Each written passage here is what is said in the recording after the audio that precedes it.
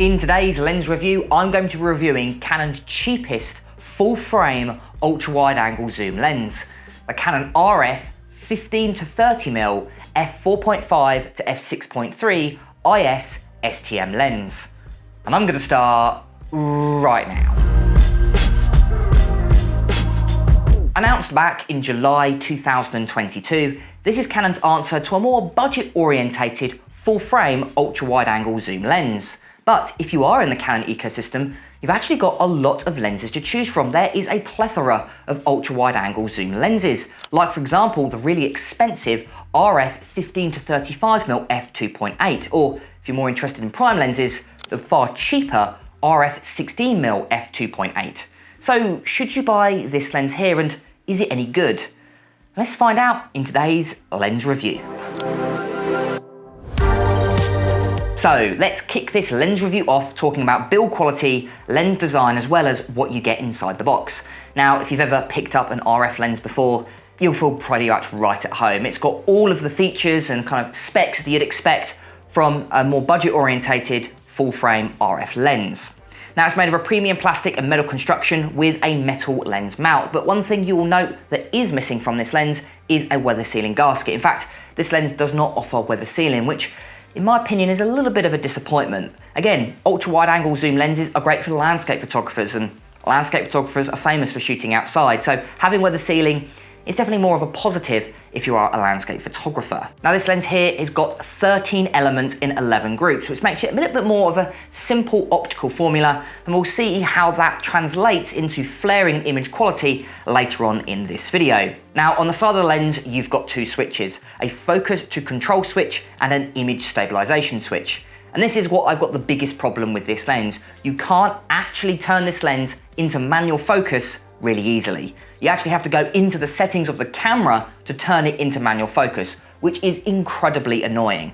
Now, again, I'm a bit more of a hybrid shooter, so I shoot a little bit of photography, I shoot a little bit of video, and being able to switch into manual focus really quickly is incredibly helpful in some environments, and that was really annoying with this lens. So if you're someone like me and love switching from autofocus to manual focus really quickly, do not buy this lens. You'll find it incredibly annoying. And that's simply because the focus to control switch changes the top ring here, your control ring, into a focus ring or your control ring, as it doesn't have a dedicated focus ring with this lens.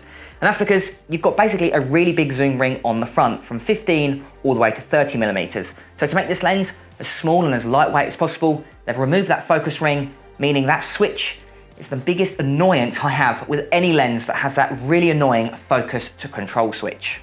Now, this lens might actually look familiar to you, and that is because this lens has actually got the same design as the older RF 24 to 105mm f4.5 to 7.1. Now, there's nothing inherently wrong with that design, but basically it's just a carbon copy with a slightly different optical formula. So what do you get inside the box? Again, a little bit disappointing. All you get is pretty much the lens itself, a front and rear lens cap, and that's pretty much it. You don't get any lens hood and you don't get any lens pouch. Now, I've got to admit, you don't usually need a lens hood for an ultra-wide-angle zoom lens. Most of the time it'll probably just get in your way, but it is nice to have, especially when you think of how expensive this lens is when you compare it to third-party lenses like Sigma and Tamron that offer great accessories, where with this lens here, you don't get any accessories at all. So, although I do think this lens is quite well made and I do like the design of it, there's a few key features I think it's missing. Firstly is weather sealing. Secondly is having a dedicated focus ring. Instead, you've got that really annoying focus to control switch. And lastly is accessories. It would be nice to have a lens pouch or somewhere to actually place this lens. Yes, most of the people I know don't use it, but for a lens of this price point, it would be nice to have at least some accessories. So because of that, I'm only going to give this lens a 7 out of 10 for build quality. So next up, let's talk about the overall image quality of this lens. And actually, this lens has got a fairly versatile focal range, from 15mm, which is ultra wide angle, to 30mm, which is more of a standard wide angle with a variable aperture. So at 15mm, you've got an aperture of f4.5, and that narrows all the way down to f6.3 at 30mm. Now, with an aperture like this, especially with an ultra-wide-angle zoom lens, it will limit how much light reaches the sensor by a considerable amount. So if you're someone, maybe astrophotography or maybe low-light landscape photography or even a wedding photographer, I don't necessarily recommend this lens because of how narrow the aperture is, but it has a fairly versatile focal range. Now, I actually took this lens with my friend on a narrowboat for the day, and I've got to admit, it's actually really good in that specific environment. Plenty of light, and you want it ultra wide because the canal, you can do really nice landscape photos. So actually, I was really impressed with the overall image quality of this lens. I really liked the colors, and I actually thought they were actually quite sharp. But how sharp? Let's have a look at a few graph images. So if we go ahead at 15mm at f4.5 with profile corrections and peripheral illuminations turned off, if we go ahead and zoom in, we can see we're getting really good sharpness in the center. Although if we have a look over in the corners, they're noticeably darker. They've got a little bit of distortion in vignetting, plus there's actually a decent amount of chromatic aberration, again wide open at f4.5. Now we can brighten those corners up and sharpen them up a little bit if we go ahead and step down to f5.6. And it's the same story with f8, where I'd say the actual corners are quite sharp, although there's still a little bit of chromatic aberration. There's a little bit of green and a little bit of purple fringing on high contrast edges. Then if we step down to f11, it's pretty much the same story. And then if we go to f16, we can see that the center and the corners start softening up a little bit, but this is just simply due to diffraction. And if we go all the way to its narrowest aperture of f22, we can see the actual images is quite soft.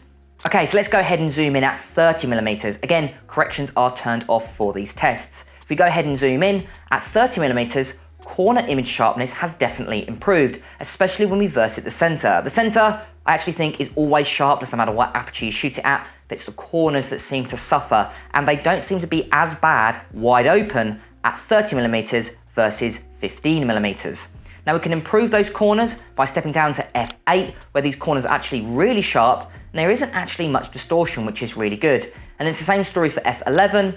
Then if we go down to f16, the center and the corners start softening up a little bit, and that's just simply due to diffraction. And then that's very noticeable at f22, and at 30mm, we can step down to all the way to f32, where the images are incredibly soft. So the wider you go, I do notice the softer the corners become. Okay, so next let's have a look at distortion and vignetting, and wow, at 15mm, there's a crazy amount of barrel distortion wide open at f4.5 with a decent amount of vignetting. Now we can push that vignetting to the corners at f5.6, and if we step down to f8, actually, the vignetting doesn't get much better than that. Between f8 and f11, there's pretty much no difference whatsoever. So there'll always be a little bit of vignetting with this lens, and the distortion at 15mm is really strong. So let's zoom in to 30mm. Again, at f6.3, the widest aperture, you can see there's actually far less distortion. Although there's a little bit of pinkish distortion, it's nowhere near as bad as at 15mm. And vignetting is definitely there, but it's definitely a little bit softer. Now we can push that vignetting all the way to the corners at f8, but they don't get much better than that, even if we step down to f11 and f16. So vignetting and distortion isn't great with this lens, especially wide open at 15mm. Okay, so next let's have a look at its macro ability. With a minimum focus distance of just 28 centimeters, with a maximum reproduction ratio of 0.16, you can't necessarily get quite close to your subjects. Although I would actually say the image quality is quite good zoomed in. So at 30mm, at its closest minimum focus distance, we're actually getting a decent amount of image quality. There's a decent amount of resolution, as well as a decent amount of sharpness. Now we can step down to f8 to get even sharper, and it's the same situation with f11. So if you do want to get razor sharp images close up, I'd highly recommend stepping down to at least f8 to f11. And lastly, let's have a look at lens flaring. And wow, actually, this is really impressive with this lens. Now I think it's just due to the more simple optical formula Canon have gone with, but actually there's far less flaring artifacts than actually more expensive lenses I've reviewed recently on this channel. So actually, this lens performed really high in lens flaring, and actually really good contrast, even when you point it directly at the sun. So overall, I actually think you're getting a little bit of a mixed bag with this lens. Sure, you're getting great center sharpness, flaring is really good, and actually its macro image quality is really good, but the macro performance is less than average, I would say. The image quality when it comes to distortion and vignetting isn't great, and because of that, you're getting slightly softer corners with a decent amount of chromatic aberration. But for the price, I actually think this lens performed above average for other lenses I have tested. So although it's not the best lens I've used, it certainly is not the worst. So because of that, I'm going to be giving it a solid 7 out of 10. Next up, let's have a look at the overall size and weight. And actually, this lens is really impressive. For being a full frame ultra wide angle zoom lens, it's remarkably small and lightweight. Obviously, it does have a slightly narrower aperture than other full frame ultra wide angle zoom lenses, but the bonus to that is it's far smaller and far lighter. So let's compare it to a few other Canon RF lenses to see actually how small and lightweight it truly is. Firstly, let's have a look at this lens here, the RF 15 to 30mm. It only comes in at 390 grams. Then we can compare it to the slightly more expensive RF 14 to 35mm f4. That comes in at 540 grams. Then we compare it to the really expensive RF 15 to 35mm f2.8. That comes in at 840 grams. Then we can compare it to the only prime lens with a similar focal range, and that is the RF 16mm f2.8, and that comes in at 165 grams. And if we have a look at the size chart here, we can actually see, versus the other zoom lenses we compare it to, it's by far the smallest and lightest on my list today. And with a filter thread of just 67mm, it is ideal if you're more of a travel photographer, maybe someone that doesn't want to necessarily carry really heavy lenses with you. Maybe you're going on a plane a lot and you're limited by the weight of your bag. This lens is ideal, especially when you compare it to the more expensive 14 to 35mm and 15 to 35mm. So if size and weight is an issue, this lens is ideal. So because of that, I'm giving it a solid 9 out of 10 for size and weight. Next up, let's have a look at the overall autofocus and image stabilization and what this lens was like for video. Let's talk about the autofocus first. Surprisingly good, actually. Obviously, if we compare it to the more expensive 14 to 35mm, you've got slightly faster autofocus, but it's actually got a different autofocus system. Most L series lenses have a USM focus motor, that's ultrasonic, but this has an STM or stepping motor system, which is slightly slower. But ultra wide angle zoom lenses are usually really good when it comes to autofocus, and this pretty much was no exception. I would say for most uses, unless you're shooting in really challenging lighting environments, the autofocus system in this is going to be more than adequate. I was using it indoors, outdoors, I took it to London, and actually the autofocus system never really let me down. The only time it did when I was shooting directly into the sun at sunset, and I did notice the autofocus played up a little bit, but that was the only time I noticed.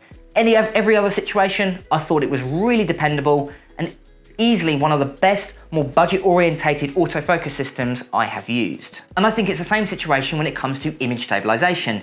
Inbuilt, you've got 5.5 stops of optical stabilization, but if you couple it with, let's say, the R7, R6 Mark II, R5, any camera with in-body image stabilization or IBIS, you're actually getting up to 7 stops.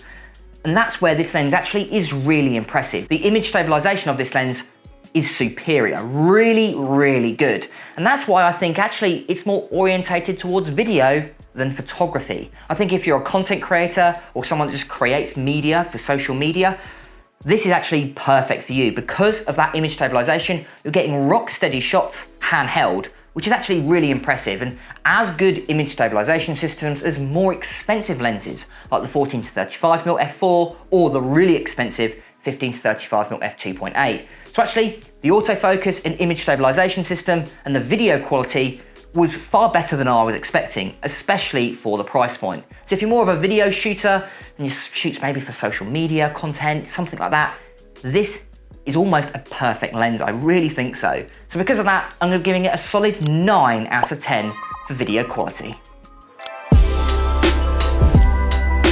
And last but not least is price.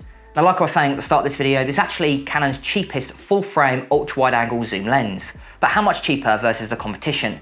Let's have a quick look. So the Canon RF 15 to 30mm only comes in at £619 brand new. And secondhand, if we have a look at the MPB website, you should be able to find one between £400 to £500 depending on condition. Next, what we can do is actually compare it to the more expensive RF 14 to 35mm f4L. That lens there comes in at £1,599 brand new. And secondhand, you should be able to find it between £1,200 to £1,400 in reasonable condition. Next, we can compare it to the RF 15 to 35mm f2.8. That lens there comes in at a ludicrous £2,399, and secondhand, you should be able to find it between £1,700 to £1,900. And lastly, we can compare it to that prime lens I mentioned earlier, the RF 16mm f2.8. That lens there comes in at the cheapest at only £319 brand new, but secondhand, you should be able to find it between £200 to £300, again, depending on condition. So as you can see, it actually offers quite good value for money when we have a look at the more expensive Canon L series ultra-wide-angle zoom lenses. It's about 5 times cheaper than the RF 15 to 35mm f2.8. Now obviously these lenses are slightly different. Obviously the 15 to 35mm is going to be better image quality, offer better distortion vignetting, offers better weather sealing and build quality, but 5 times more expensive? I don't really think so. This lens definitely isn't 5 times worse if that's what you're thinking. Now sure, it is missing a few key features to be an ideal lens, but for the price point, I actually think it's fairly good value for money. I still think it's slightly more expensive than it needs to be. If this lens was less than £500, I'd say it's great value for money, but it's not too expensive that I don't think it could be in the pocket of every photographer. And if you're a content creator, this lens here, although it's a little bit more expensive, will be far better than your phone or any kit lens you've used, and that really handy focal range is going to be great for such a wide variety of photographers. So sure, it's not the cheapest lens on my list today, but for full frame ultra wide angle, it's by far the best value for money. So because of that, I'm going to give it a solid 7 out of 10 for price. So it's that time of the video, guys, where we summarize it to really work out, is this lens really worth a spot in your camera bag, by having a look at the pros and cons. Let's have a look at the pros first. This lens offers really good center sharpness. I would say it's almost as sharp in the center as some more expensive lenses, like the 14 to 35mm or the really expensive 15 to 35mm.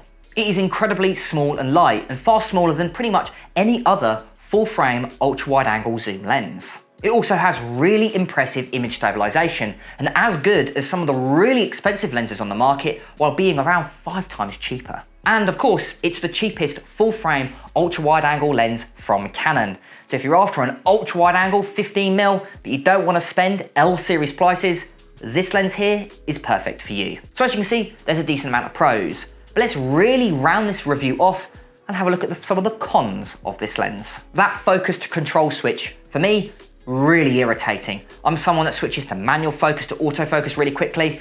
You actually have to go into the settings with this lens, so I really don't like that feature. The lack of weather sealing for an ultra wide angle lens can be frustrating, especially if you're a landscape photographer.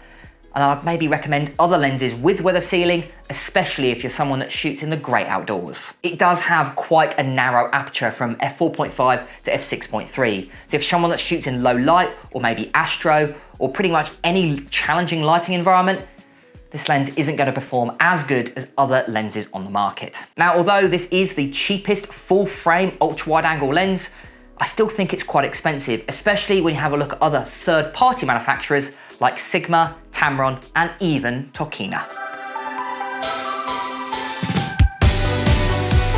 So overall, what did I think of this lens, and do I recommend it? Well, actually, yes and no. And I think more no than yes, and it really depends on the type of photographer you are. I do not recommend this lens if you're a portrait photographer, a wedding photographer, a landscape, or even astrophotographer. That narrow aperture and the overall image quality isn't going to be as good as other lenses on the market, and you might end up being let down by the lack of weather sealing, that focus to control switch, and that narrow aperture is really difficult in challenging lighting environments. I tried to use it at a wedding, and I ended up shooting at like 12,800 ISO, far too high for what I would shoot at, and I personally would recommend other lenses. So who do I recommend this lens for? Well, actually, I recommend it to pretty much every single content creator on YouTube, plus Instagram, TikTok, or pretty much any social media platform. This particular focal range, if you're doing any vlogging or any outdoors, is going to be perfect. You haven't really got to worry about aperture because you kind of want everything in focus. Handheld, this is really nice and lightweight, so if you're doing any vlogs or anything like that, that is perfect. Plus, the autofocus and image stabilization is far better than pretty much any other lens I've tested at this price point. So if you're a content creator doing any video work or anything like that, this lens here is far better than pretty much any lens I can think of, especially when you take into consideration price point. But photographers, I wouldn't say stay away, but I wouldn't say it's necessarily recommended. And with an overall score of 39 out of 50, this is a recommended lens to have in your camera bag. Now, of course, write down in the comments below, do you own this lens? Do you want to own it? Have you thought about buying it? Are you a content creator and changed your mind on this lens here? Make sure to write it down in the comments below. I've been James for Photo Fever, and I'll catch you guys next time.